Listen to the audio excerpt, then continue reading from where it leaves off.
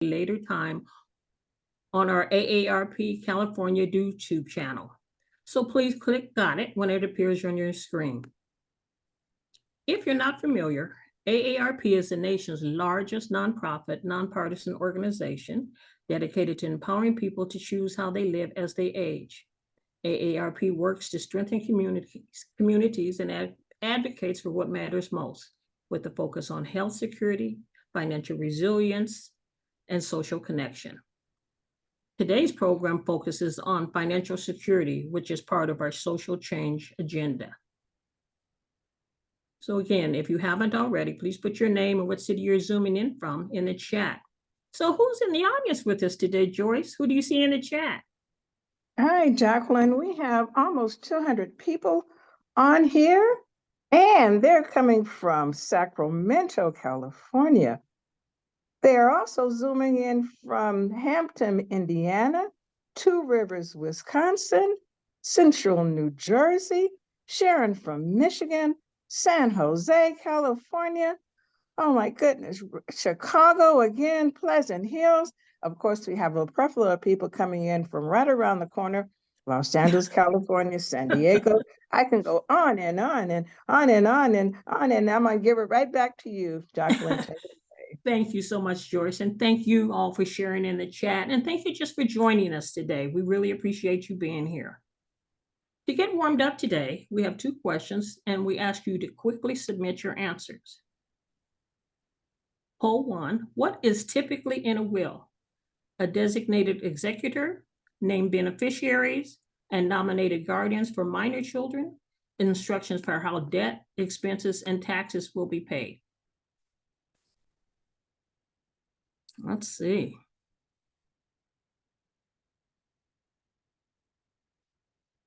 Oh, we have a smart audience. Almost everybody says all of the above. A few people think that it's just a designated executor named beneficiaries, but 90% of us think that it is all of the above. Okay, for our next poll question. Are there differences between a will and a revocable living trust? Yes, no, or unsure?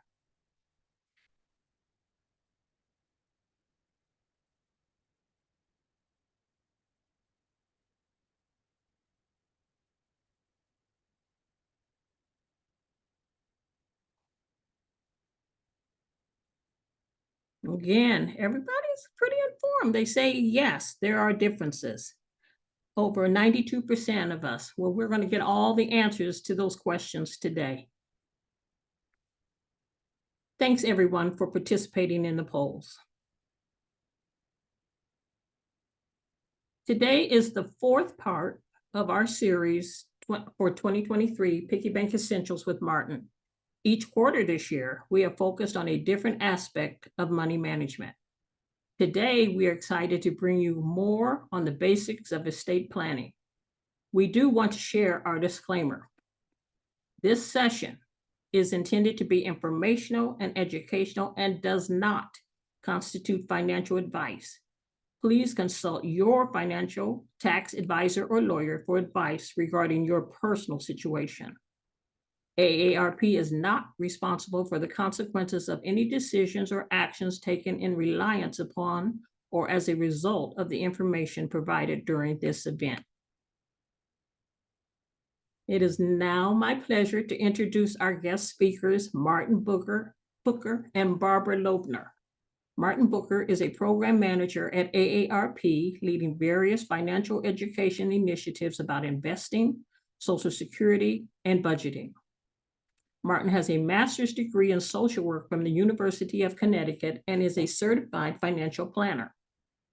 Prior to coming to AARP, he worked in the nonprofit sector in Washington, D.C., and developed a passion for helping people improve their money habits.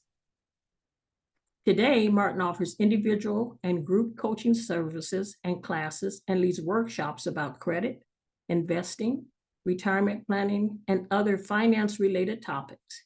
His goal is to engage and educate people to better understand how to make money and keep their money.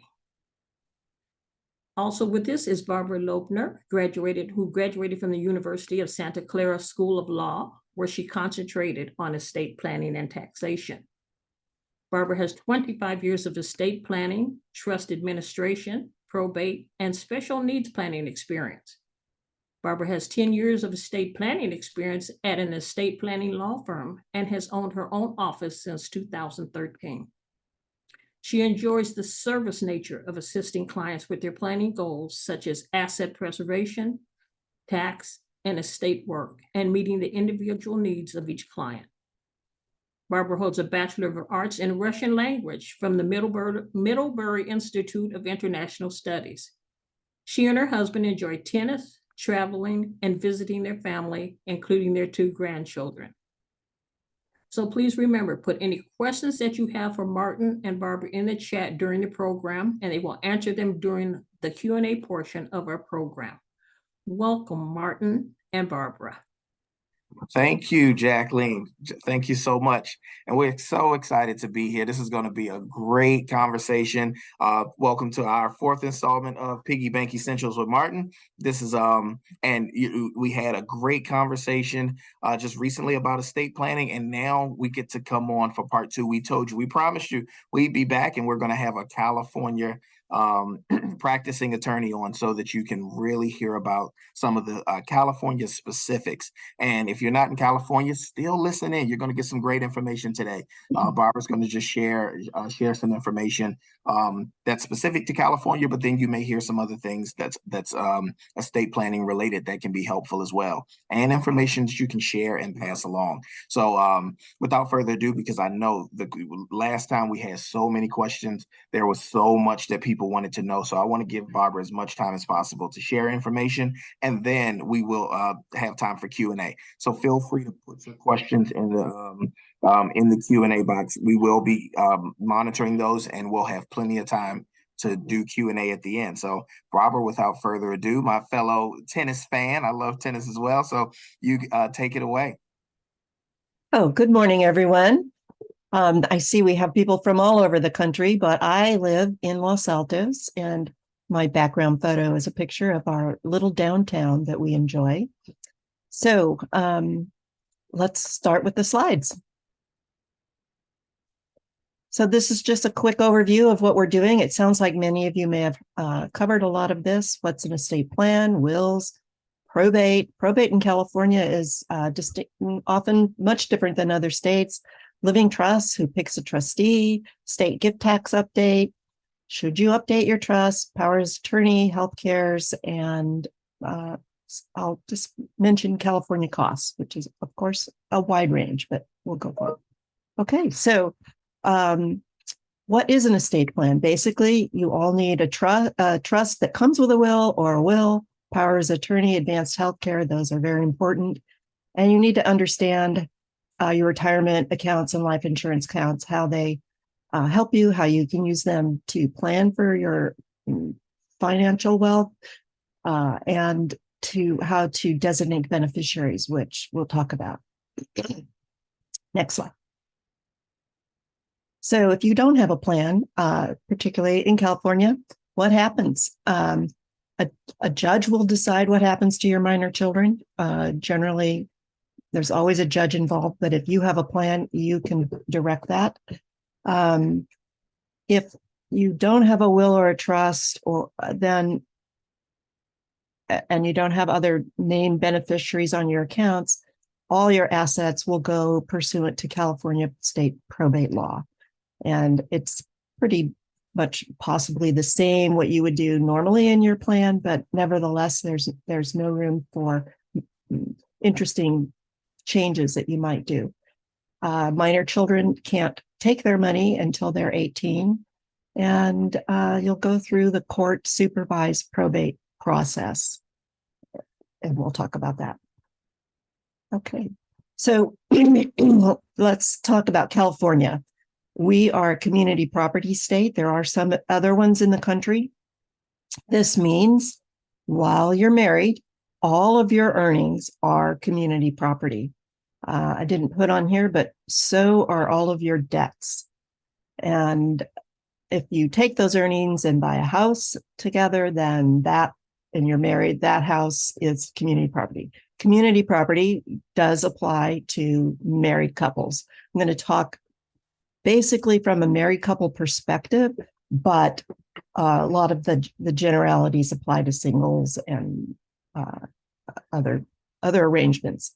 So assets acquired before marriage and any inheritances throughout your life are your separate property, and you can handle those as separate property and not mix it with your community earnings should you desire to do that. And you have to do separate planning for that. If you do want to do separate planning or you're unaware about this, it becomes very easy to mix separate and community property assets together in an account. And for estate planning for distribution at death, that will be deemed community property. Sometimes in a divorce, it's different. Divorce is not estate planning. You can track those separate property assets and allocate those through a divorce settlement. Next slide. A very simple way to do some estate planning that's not a will or a trust. In absolute general, I don't recommend it. But if you have 2 bank accounts and that's all you have, and they don't add up to a whole lot, then you can name a beneficiary or multiple beneficiaries on the account at the bank. And at your death, with the death certificate, waiting 40 days, if it's not joint tenancy, it will go to those beneficiaries. Another real property, though, isn't handled that way. We do have a deed in California where you can name 1 or 2 people who get equal share. I'm really hesitant to use those deeds in general. California attorneys, even though we have the right, we generally don't do that because it doesn't really meet the needs. You can't go down multiple generations if someone passes away. When there are multiple accounts and you do something like name your daughter gets one, your son gets the other, but during your lifetime, you spend down your daughter's account, well, she'll get nothing compared to her brother. And that creates controversies. And trying to avoid family controversies is something I try to make my clients very aware, because family relationships are important, and beyond your time on earth, they need to be hopefully supporting each other. Next slide. So a will, if all you have is a will, then this is what's in a will. You could nominate guardians for your children. If there are minors at your death, both a husband and a wife needs their own will. Typically, they say the same thing in that regard. And you can designate beneficiaries, and you can do unequal distributions. You can account for past gifts. You can also have at your death a trust be created. A testamentary trust is what that's called, and hold it for that for the benefit of your beneficiary, so that there are terms in that trust. Maybe they're not the trustee, maybe they don't get the money for a while, and other types. Typically, if you are going to draft those kind of those trusts in your will, then I would say just pop over to a trust. It's a little bit easier and it will avoid probate. Next slide, please. So what wills don't do is avoid probate. If you go through probate, then it's supervised by the court. And since this is a second series, maybe a lot of you know, there are fees involved. And the one that people don't like the most are attorney's fees. And they're based on this graduated schedule. And just for thumbnail, if your estate is $1 million, the fee is $23,000. So many people don't have $1 million estates, and a will might work, or pay on death beneficiaries. But in California, for sure, Chicago, a lot of places in the country, $1 million estate isn't that hard to reach between your house and your investments. It's just easy, and you're lucky. So next slide. The court, if you do file a petition with the court, your executor takes care of this, or if you don't name an executor, somebody else can come forward to apply. If you don't have anybody, then and people need to come forward. If you haven't named somebody, there is a pecking order that's laid out in the court. So if your estate is over $184,500, your whole estate, then your estate must go through probate. So if you have a small estate with a $50,000 bank account, something like that, you can do that pay on death designation, and that will work. I didn't mention from the previous slide that, however, you may have debts, you may have real personal belongings that someone needs to deal with. And a lot of times there are fees to deal with that. So now you've got a pay on death beneficiary holding all your money. They don't have to pay for that. So they have to agree to give up some of their money to do that. So once you're in probate, it can take a while. COVID and all of that set our county probate system months behind what it normally would take. They're getting better, and we haven't caught up entirely. Okay, next slide. What's a trust? A trust is a legal entity. It's a piece of paper. It's a writing. Wealthy people way back when were using them, and the rest of us didn't know about it, I think. But in the early in the 1900s, regular people, us, me for sure, began to have the opportunity to utilize trusts. So in California, anything you hold in your trust will avoid probate. I believe that's same in other states. I don't know. What you do is you identify the assets to be held in title of your trust. So it would be Barbara Loebner, trustee of the Barbara Loebner Trust. And you go to all your banks and your deeds and you retitle everything like that once, and you're done, and you don't have to really pay attention. It doesn't affect your taxes.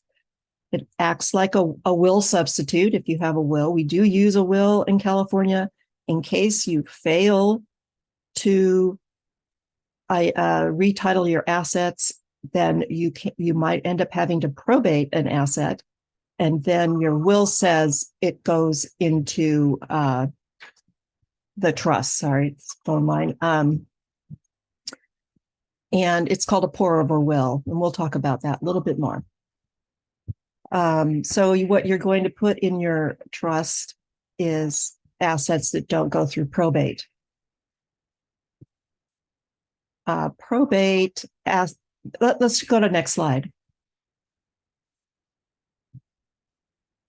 So some non-probate assets that are never held in your trust are retirement accounts. They have their own laws.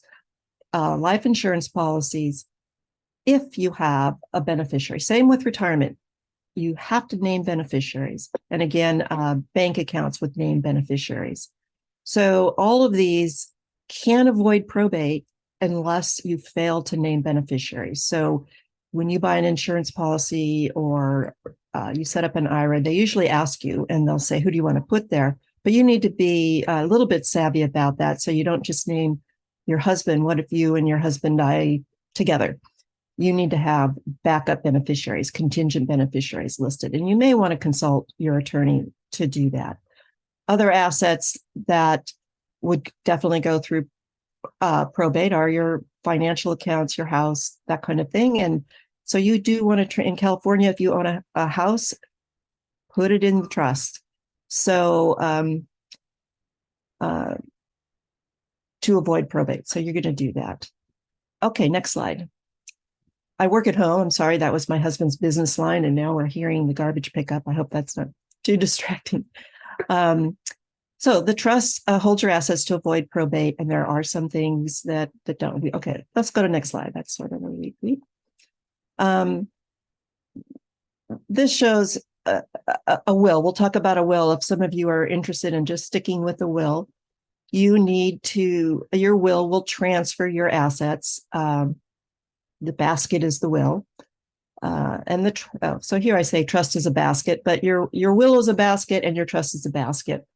And you have to use the basket, put all of your pumpkins in your basket. So you have to identify your assets, and for a trust, you have to retitle them. Okay, next slide. So now you have a trustee. You are the owner, you're the grantor. You can, as long as you are competent, you can change your trust anytime you want. That's why they often use the word revocable in the trust. Doesn't matter how you name a trust. The terms of the trust determine whether it's revocable or irrevocable. Irrevocable means you can't change it. So generally a trustee, so you or your husband, or you and your husband are the initial trustee. Should you become incompetent or pass away, then whoever you have named as either your co-trustee, typically a spouse, or a successor trustee, someone who steps in after your incapacity or death. And I always recommend family first if you can. It is a job. It's not to be taken lightly. They have legal responsibilities and legal liability if they mismanage the trust. In general, their job is to manage the money for your benefit only. You can use friends. You can hire a licensed professional fiduciary. In California, we have fiduciaries have education requirements. The Consumer Protection Bureau manages them. They have to report to them, report their holdings, report if they've been fired, there's controversies, that kind of thing. This is their job. You know, there's a bad apple in every profession, but they want to do right, and they take it very seriously. I work with them all the time. And you also can use a trust division of a bank. They generally, I find, only want to deal with at least $1 million. So if your estate isn't that big, then you want to go that way. Okay, next slide. So here I'm talking about estate tax. Let me talk about the trustee and the trust a little bit more. A trustee can hire an attorney to help them. If it's not you, someone takes over. They can use a financial advisor, an accountant, and to get all the help they want, and they can pay those fees with trust estate money if they need to. And the trustee themselves, even a family member, while working as a trustee, can get paid something. It should be reasonable. And I want to say professional fiduciaries also obtain liability insurance, just like we attorneys must do. All right, so a trust, you're going to put all your assets into your trust. We have an unusual situation going. Two factors. One, the federal government and states, California has no estate tax, determines how much you can pass along at death without having to pay transfer tax, estate, and gift taxes. Right now, each person can pass along $12 million. You know, way back when it started out at 600, then it went to 900, up until 2012 when there was no estate tax. 2010. Yay, if you died in 2010, your estate and it was large, no estate taxes. Then it went back to 5 million and now up to 12 million. And each of you get that. So if you're married, you and your spouse can protect that much money. You can, if you give away some of that, more than $17 per donor during your lifetime, you are required to file a gift tax return and start essentially using up that 12 million. So the estate and gift tax are integral. It's really one amount. You can use it up all during lifetime or not. I know many families have bought their child a car and they don't file a gift tax return. So I don't know, pretty sure the IRS can't follow all of that. But right now, you started out at, I can't remember, but it was $5,000 for a lot of years, and to 10, then 15. Now it's $17 a year per donor. So both, if you're married, both you and your husband can give $17 to each of your children each year, and they are expecting it now. But if you do have assets that end up exposed to estate tax, it's a graduated tax. The highest rate is 40%. Okay, next slide.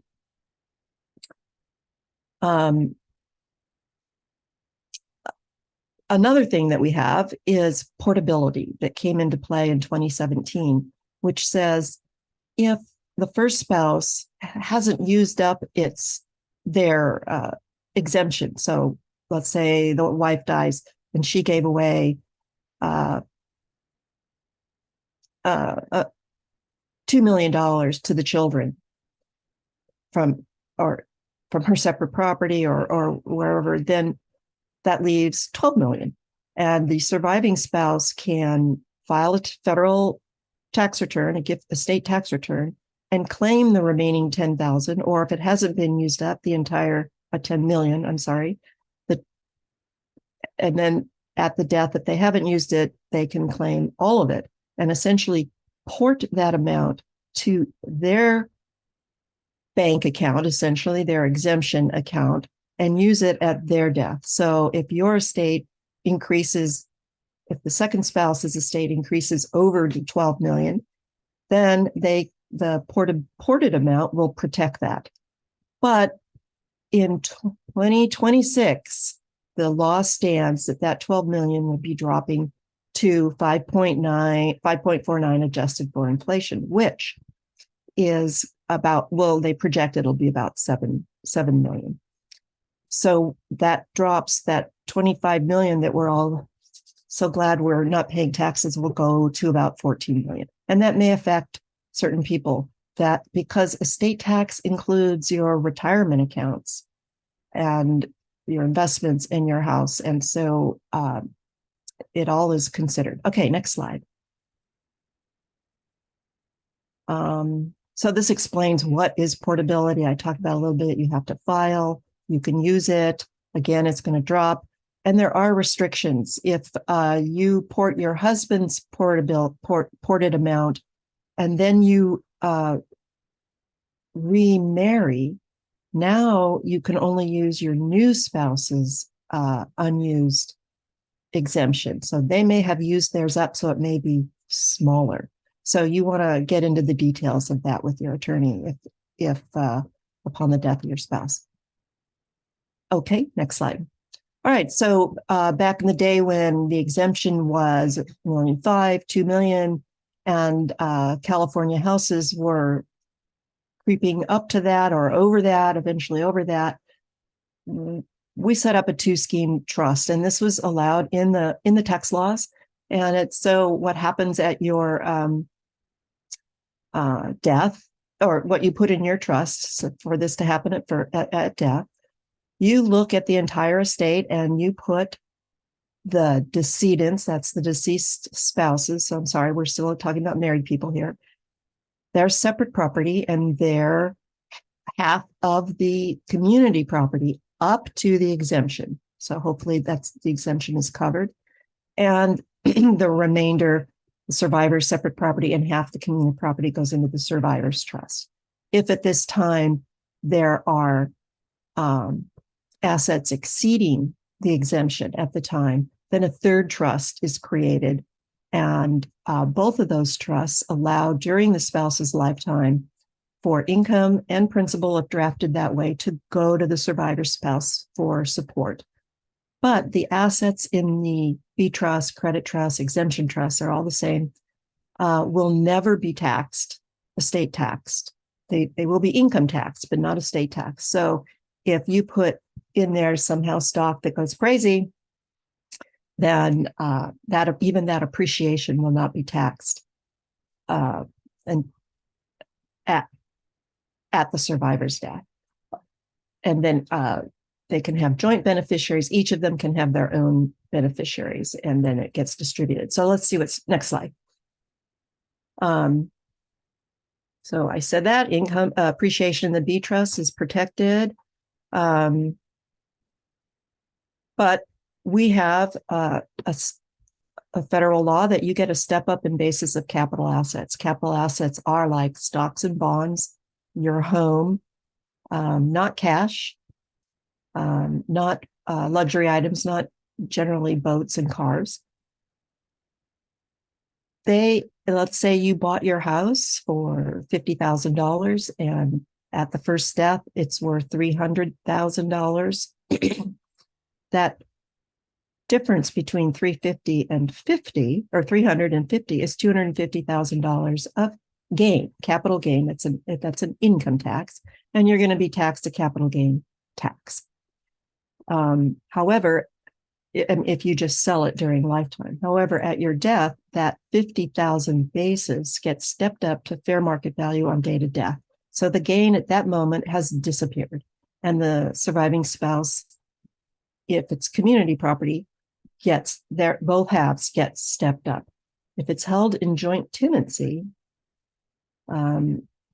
which is where the surviving tenant takes the property, but you actually purchased it with community property, there is a court proceeding to go in, you provide a little bit of support, evidence, and show that it was purchased with community property, that you were married, etc. Then the court will deem it to be community property, and you will get a step up in basis. I've done that many times. It's unfortunate. There are some fees, but they're not as much as probate. So that's just on a first death. Okay, next slide.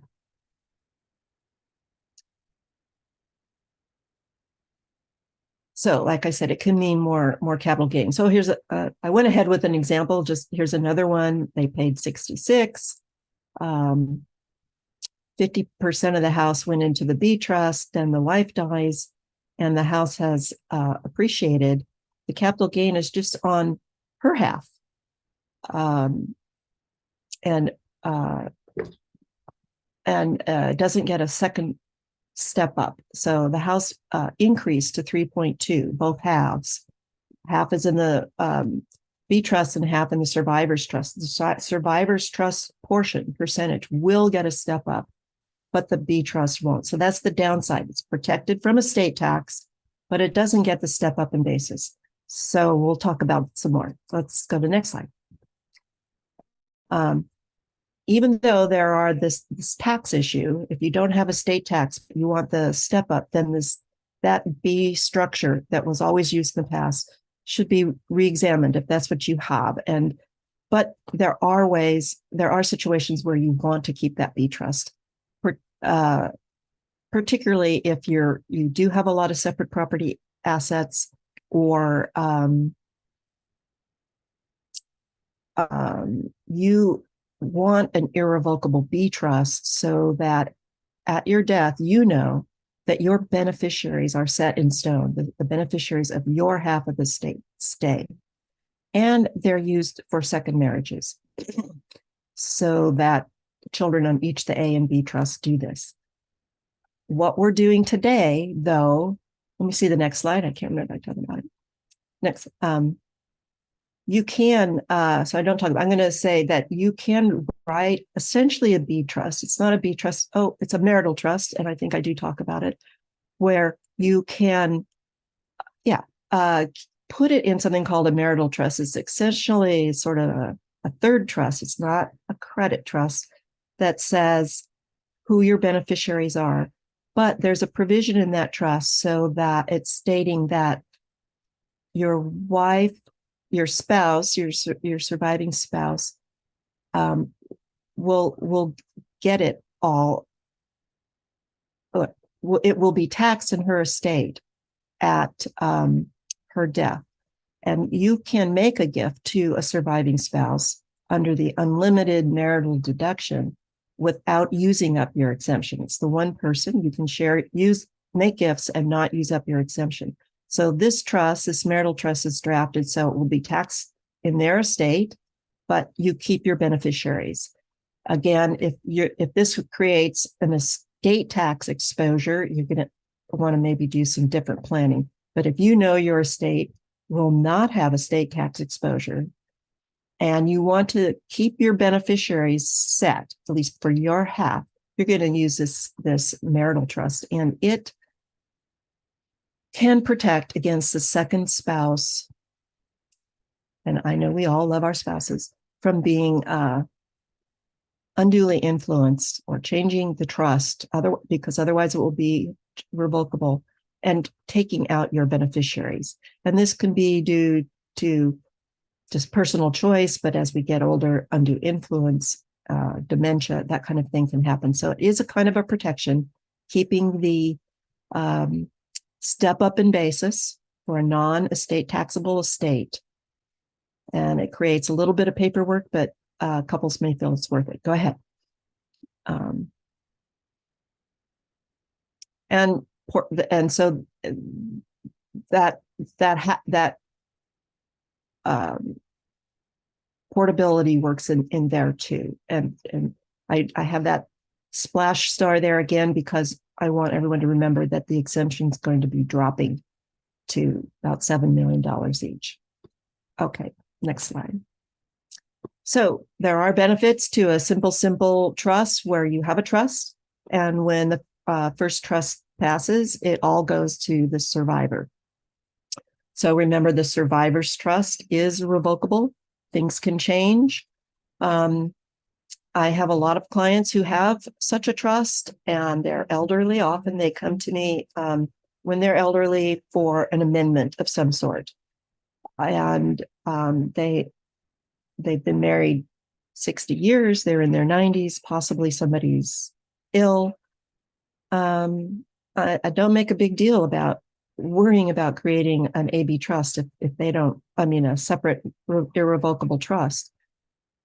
But I do recommend at a certain age, I sort of have this, I don't know, my thumbnail's around 80, to discuss putting on a child as a co-trustee, your next successor, so that they get access to your bank accounts if they don't otherwise, to see what's going on, both maybe when you're both alive or after the first spouse passes, so that you can watch for fraud, scams, that kind of thing, and just be a support all around. It's also handy because your name needs to go onto the signature cards at all the banks, which means at a medical crisis situation, and the successor trustee child likely needs to help pay bills, that kind of thing, they will have immediate access, as opposed to having to go to the bank and doing the paperwork. I know we have a lot of online access, whether we've gone to the bank or not, and people make it work that way. Technically, with a trust, it's not the appropriate way, but okay, next slide. So that kind of a trust works for families with, the same children. They've been married a long time. The estate's under $4 million. No estate tax projected, and the surviving person can handle their estate. Sometimes one person handles everything, the other doesn't. They may want to have some other kind of setup in their trust. Next slide. Trusts are very flexible. So I mentioned before that you can just name a beneficiary on all of your bank accounts, and it passes to that beneficiary by operation of law. No probate. You don't need a will. You don't need a trust. I think you need a will. I think you need a trust, but you don't have to have one. If you fail to name a beneficiary and it results in and it could result in probate. Well, if it doesn't have a beneficiary, you will go through probate, even if it's under that 184,000. Joint tenancy, if it's in husband and wife as joint tenants, then the surviving tenant takes all. That doesn't account for if they both pass away at the same time, let's say a car accident. Now you're back to the situation, no beneficiaries and a probate. And you can't list, if both of us pass, it goes to whom? Your children, whomever. And again, repeating, retirement accounts, life insurance policies must have beneficiaries named. And on those, you can name contingent beneficiaries and avoid probate. If you have a house and cars and bank retirement accounts, investments, I don't recommend the pay on death beneficiary route. Okay, next slide. So what taxes are we worried about? Estate tax? Maybe not, but income tax, a step up of basis. Risk tolerant, maybe it has to do with leaving the whole estate to your surviving spouse. If, of course, you need to look at your assets, and if they're appreciating, maybe you're going to live 20 years and you've got some great assets, and they are going to maybe appreciate into the estate tax level. A lot of projecting here, you don't know. So you want to review your financial situation, how it affects your planning every few years. And how much do you want to control your assets? So some of that control is at your death going to your children out of that irrevocable marital trust. You and your spouse can leave assets to a trust, something like they call them dynasty trusts, where in fact someone else could be the trustee and they have full control of the assets being distributed out.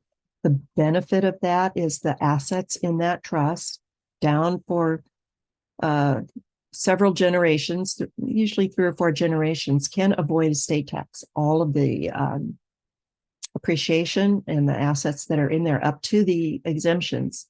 Ultimately, the trust must terminate and be distributed, and at which point there will be tax, but it will have been delayed. You can get around that by sophisticated trusts in other states that have longer periods that you can keep the money in the trust. In California, we have a rule against perpetuities. It's about 100 years in the end. Other states, their states is $1,000. Those are complex trusts. Somebody else is the trustee. They're expensive. So this is for high net worth situations. Next.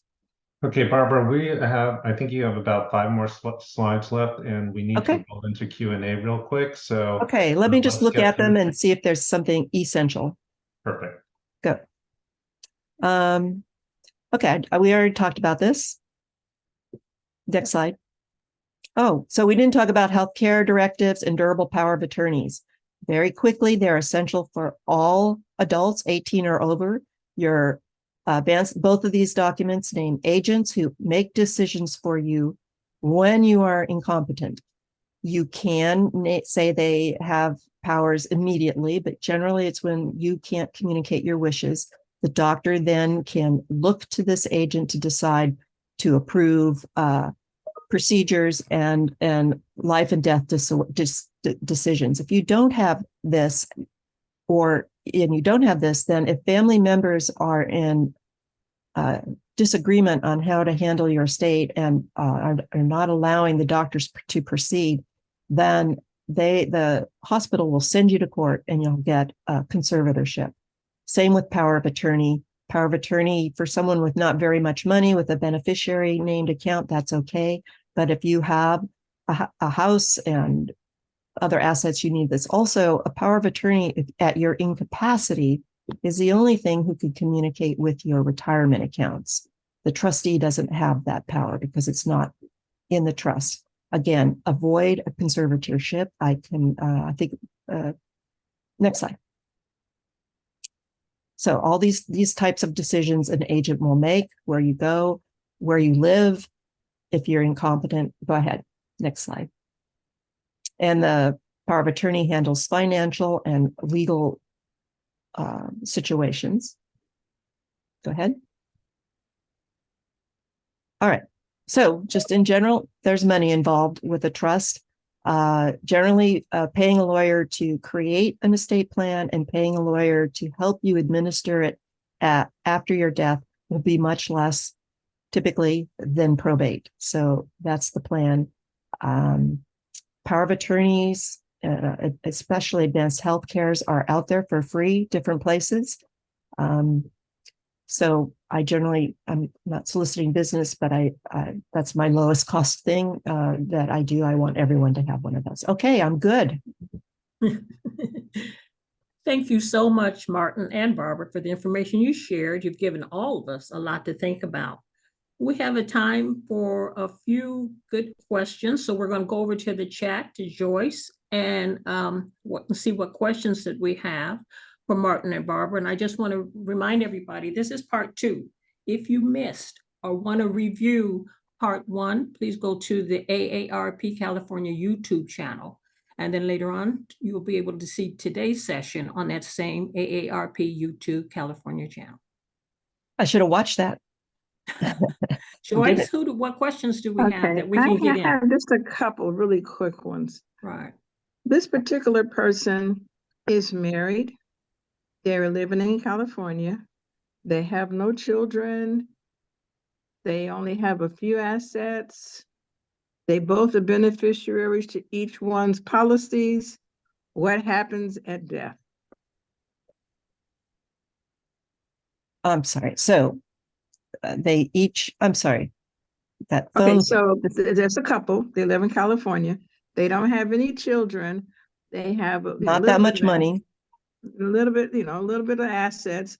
Both of them are beneficiaries to each other's policies.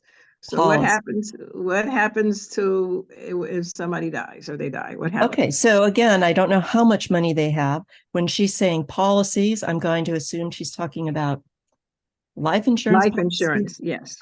So then the survivor will get that life insurance money, and presumably they're the beneficiaries on the accounts, and that's fine. Then when the survivor needs to put new beneficiaries on his life insurance account and bank accounts right away. But that begs the question I mentioned before: what if they both pass away at the same time or very shortly after each right, other? And there's nobody. This is just there's nothing in place. So a simple will would be a good idea, and they're not that expensive. Okay, so a simple will would work. Yes. Okay, yes. Perfect.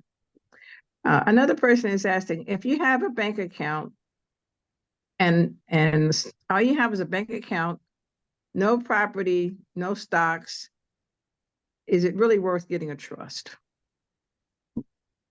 Depends how much is in your bank account. So they don't have that on here, but yeah, this general question.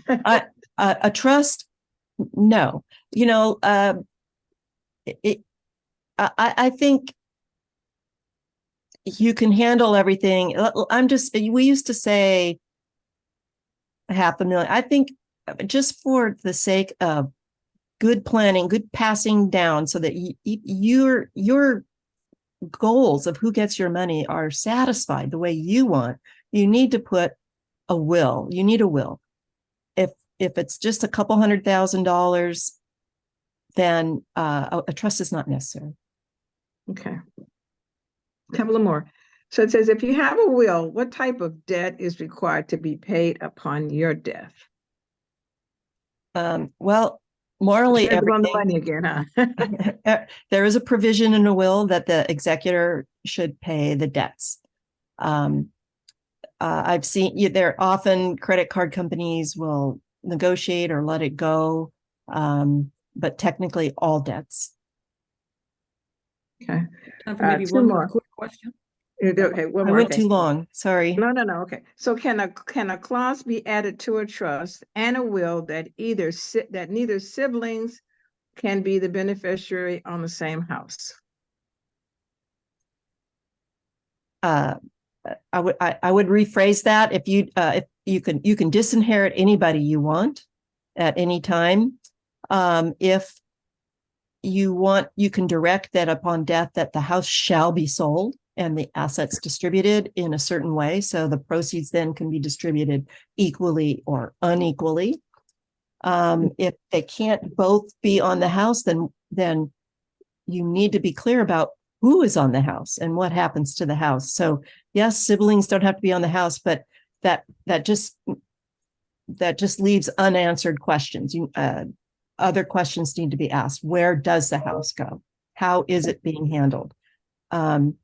A lot of people insist it just be sold. They know their kids aren't going to live there, and it makes it simple. The trustee or executor shall sell the house. You can put so many things in a trust. Okay, thank you. Back to you, Jacqueline. I know they have more questions in here, but I'm going to take it back to Jacqueline. Jacqueline, can I interrupt really quick? There are two questions that I want. One I want Martin to respond to, and the other one I would like Barbara to respond to. And the person didn't want her question to get lost in the traffic. Basically, they said, I understand that California has a filial responsibility laws. I don't know what that means. And how can one protect oneself from their assets? Does having assets in a trust provide protection? Filial. I don't know. Filial. Thank you. Thank you. Thank you. A filial means that a relative is responsible. I've never run across that. I think, I'm not sure what they think filial means, but it does say that a relative can be responsible for certain debts. Protecting their assets from a person, a relative, I'm not familiar with that. Are you, Martin? No. Okay, so I'm sorry, I didn't really answer that question. And how can one protect oneself and their assets? Does having assets in a trust provide protection from that? Okay, so what that is, we're not entirely sure, but you can, again, state in a trust how you want your assets to go. And if there's a controversy and somebody steps forward and says they want it, or they've come in and taken occupancy of a house, then you need to go to your lawyer and potentially a probate, someone who specializes in probate litigation. And you may have to spend money and go to court. Although if you're the trustee or the executor of the house, you might be able to just, if they move in, evict them, that kind of thing. This is why as much needs to be explained in a will or a trust to avoid this kind of thing. I've really never heard of worrying about family members coming forward and having a claim. They can sue or make any claim they want, and it may force you into court, unfortunately. But if you have a well-drafted document, you will be protected.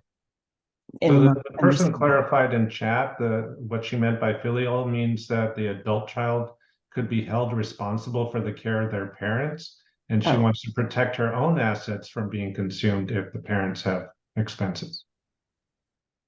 Again, I just don't think that's enforced much. I don't know is she in California? She said California, yeah. So if let's say you need to go, this is one thing, when you need to go into a facility or a nursing home and you have limited capacity, so your attorney in fact under your general power of attorney signs the contract to admit you to this facility. They often have a place who's the responsible party. You never write your own name. You sign as the agent, mom, and you handwrite it, mom, by me, handwritten, her attorney in fact under a durable power of attorney. You write that whole sentence on every kind of contract you sign relating to care. It's a one situation where it resolves that issue, and it's a common situation. I don't know about other debts, correct? That kind of thing. A mortgage is secured by a promissory note. There's no problem there. They get it. Filial. So an adult child, you can claim theft if they're older, elder abuse. If they don't have the right, I just don't see it. I don't know that there's much going on with that. And I'm sorry if I'm ignorant about that, but I've never run across that. And really one last question for Martin. Does AARP offer services for creating living trust? And then I'll turn it back over to Jacqueline. Martin, you're on mute. Thank you. I saw Jacqueline. I said, "Oh, we do not." So AARP, we do have some assistance with gift planning if you wanted to provide gift planning, or if you wanted to provide gifts through your estate to our foundation. We also have more resources on estate planning at aarp.org/money. I'm going to put both of those links in the chat if there's more that you want to learn. Thank you. Okay, boy, that's a lot of information, and we thank you so much, Martin and Barbara. I kind of see a part 3 in our future for this. There's a lot of questions. But before we close out, we'd like to ask you, what new thing have you learned today about estate planning? Tell us what you learned from today's presentation. Put your answers in the chat quickly. We'll go over them.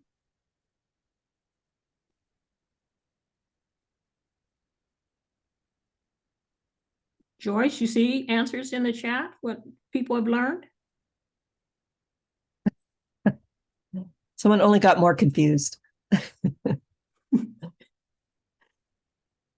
Adding child as co-trustee.